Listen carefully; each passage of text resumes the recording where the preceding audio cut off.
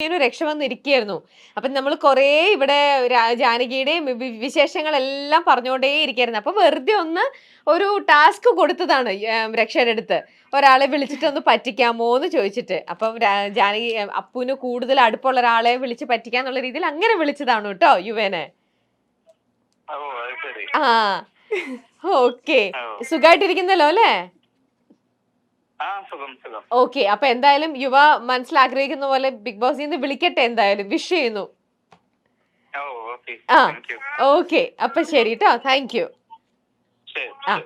എല്ലാവരും എനിക്ക് ഭയങ്കര കംഫർട്ടബിൾ ആയിരുന്നു. ഇവൻ ഹരി ആയാലും ജയകൃഷ്ണൻ, ഹരി, ഇപ്പൊ യുവ, 3 പേരും എല്ലാവരും. അപ്പം ഒരാൾക്ക് മാത്രം ഞാൻ കൊടുക്കത്തില്ല. ഓക്കെ ശരി, അങ്ങനെയാണ് അടുത്തത്. ബിഗ് ബോസിൽ അതിഥിയായി പോയെങ്കിലും ഇനി ഒരിക്കലും ഒരു മത്സരാർത്ഥിയായി പോകണമെന്ന് ആഗ്രഹമുണ്ട്. കറക്റ്റ് ചോദ്യം അതുമായിട്ട് വന്നപ്പോ ഇതാ വന്നിരിക്കുന്നത്. അപ്പൊ ആഗ്രഹം ശരിക്കും ഉണ്ടോ? ഇല്ല ഇല്ല. ആ എന്ത് പറ്റി? എനിക്ക് ആഗ്രഹം ഇല്ലെന്ന് വെച്ചാൽ എനിക്ക് എൻ്റെ ഒരു ക്യാരക്ടർ മൊത്തത്തിൽ എങ്ങനെ എനിക്ക് അറിയില്ല, ഞാൻ ഭയങ്കര സെൻസിറ്റീവ് ആണ്. അപ്പൊ അതൊരു പബ്ലിക്കിന്റെ മുമ്പിൽ അങ്ങനെ ഒരു ഇതിലേക്ക് വരണം എന്നുള്ളത് താല്പര്യമില്ല. കാരണം മൊത്തത്തിൽ മീൻസ് നമ്മൾ അതിൽ പോയി കഴിഞ്ഞാൽ നമ്മളെന്നൊരാള് കറക്റ്റ് ആയിട്ട് എങ്ങനെയാന്നുള്ളതിലേക്കാണ് വരുന്നത്. പക്ഷെ അത് നമുക്കറിയാം നമ്മുടെ ക്യാരക്ടർ എന്താണെന്നുള്ളത്. പക്ഷെ എനിക്ക് അതൊരു മത്സരിക്കുക എന്നുള്ള ഭയങ്കര ഒരു ആഗ്രഹം എന്റെ മനസ്സിലേക്ക് ഇങ്ങോട്ട് കേറിയിട്ടില്ല ഇതുവരെ. ഓക്കെ, ഫോൺ അടിക്കണ്ടോ? ചേട്ടൻ വിളിക്കുന്നു. ഏത് ചേട്ടനാ? ചേട്ടൻ. എടുത്തോ എടുത്തോ. ഹലോ. ആ ചേട്ടാ, സ്പീക്കറിലിടൂ എന്നൊരു ചോദിക്കുന്നുണ്ട്. ചേട്ടൻ കുറച്ച് കഴിഞ്ഞിട്ട് വിളിക്ക. ഇവര് മൈൽ സ്റ്റോൺ മീഡിയയിൽ നിന്ന് പ്രാങ്ക് ചെയ്യാൻ പറഞ്ഞു. അപ്പം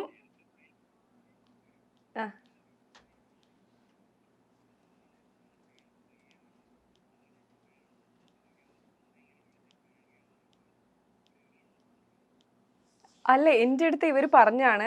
പിന്നെ ഞാൻ പറഞ്ഞു വേറെ ഹരിക്ക് കൊടുക്കുക പ്രാങ്ക് എന്ന് പറഞ്ഞപ്പോൾ ഇവർ പറഞ്ഞു ഇപ്പോഴുള്ള ഒരു വർക്കിന് ഇതിന് വേണ്ടി തന്നെ യുവചേട്ടൻ എന്നെ കൊടുക്കണം എന്ന് പറഞ്ഞു.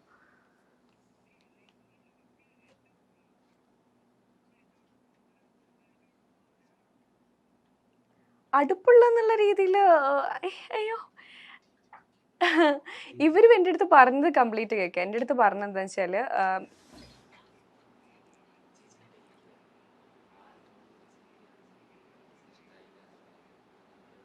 അവരെന്ത് സിറ്റുവേഷൻ അല്ലാത്ത സമയത്ത് വിളിച്ചുകൊണ്ട് എന്തപ്പം പ്രശ്നം, എന്തപ്പം പറയണ്ട അവരെടുത്ത്?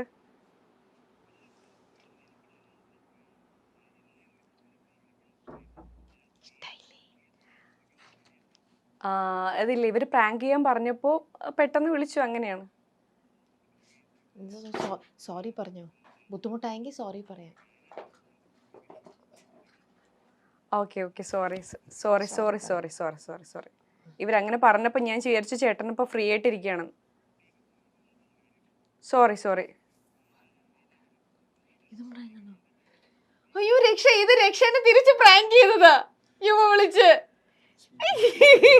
സ്പീക്കറിലിട്ടോ, തിരിച്ച് പ്രാങ്ക് ചെയ്തതാ. അതെ, പാവ എന്താണ് യുവ.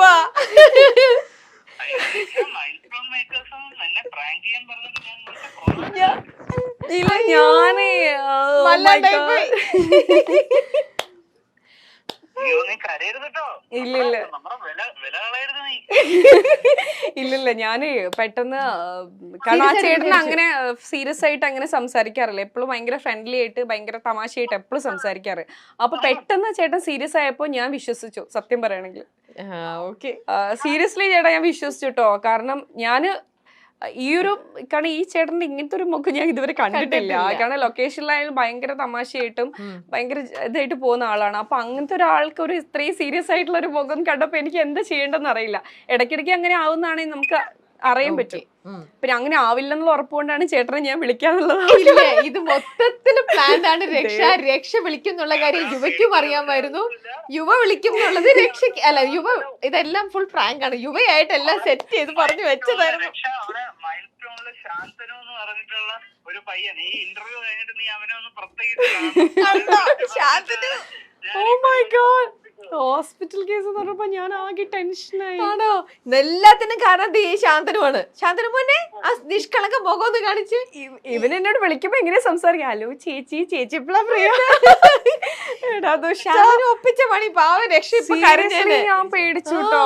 ഇപ്പൊ കരഞ്ഞേനെ. കാരണം എന്താ അറിയോ, ഞാന് ചേട്ടനെ വിശ്വസിക്കാൻ കാരണം ചേട്ടന് അങ്ങനെ ഒരു ഇങ്ങനെ ഇതുവരെ ബിഹേവ് ചെയ്യാത്ത ഒരാളാ. ഇങ്ങനെയല്ല, എപ്പോഴും തമാശയായിട്ട് പറയുന്ന ഒരാള് പെട്ടെന്ന് സീരിയസ് ആയി. ഞാൻ അന്തർമുഖനോ ഇന്റർവ്യൂ ചെയ്യുന്ന ആൾക്കാർ കേൾക്കുമ്പോൾ ഞാൻ ഭയങ്കര സ്ട്രെയിഞ്ച് ആയിട്ടുള്ള ഒരാളാണെന്ന്. ഭയങ്കര പെട്ടെന്ന് എനിക്ക് ടെൻഷൻ ആയിട്ടോ. സീരിയസ്ലി സീരിയസ് ആയിട്ട് നീ ഇതുവരെ കണ്ടിട്ടില്ല അല്ലേ? അതാണ് പ്രശ്നം. ഫസ്റ്റ് ചേട്ടന്റെ സീരിയസ്നെസ് പറയണ്ട. നീ കരഞ്ഞോ? നീ കൂടുതൽ ഡയലോഗ് അടിക്കണം. നീ കരഞ്ഞോ? ഇല്ല, കരഞ്ഞിട്ടില്ല. പോവായിരുന്നു. കരഞ്ഞിട്ടില്ല. പക്ഷെ ഞാൻ ഒരു ഹോസ്പിറ്റൽ കേസിലും കണ്ണീന്ന് വെള്ളം വന്നു അല്ലേ? ഇല്ല, കണ്ണിന്ന് വെള്ളം വന്നിട്ടില്ല. കണ്ണ് നിറഞ്ഞു, കരയാൻ പോവായിരുന്നു, സങ്കടം വന്നു പാവം. അല്ല, എനിക്ക് സങ്കടം വന്നു. ക്ലോസപ്പ് ഷോട്ട് രക്ഷയുടെ ഇടാൻ മറക്കല്ലേ? ഇല്ലില്ല, മറക്കില്ല. അല്ല, ഞാൻ ടെൻഷൻ വെച്ചാൽ ഒരു ഹോസ്പിറ്റൽ കേസിൽ വിളിച്ചിട്ട് എന്താന്ന് അറിയാതെ പറഞ്ഞപ്പോ എനിക്ക് ഭയങ്കര വിഷമം തോന്നി.